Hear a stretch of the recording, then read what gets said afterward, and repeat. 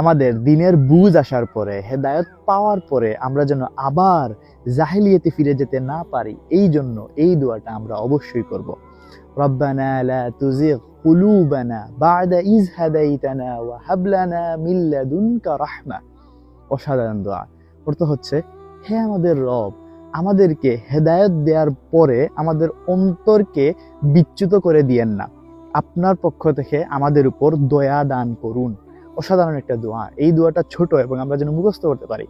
রব্বানা লা তুজিগ কুলুবানা বা'দা ইয হাদাইতানা ওয়া হাব লানা মিন লাদুনকা রাহমা।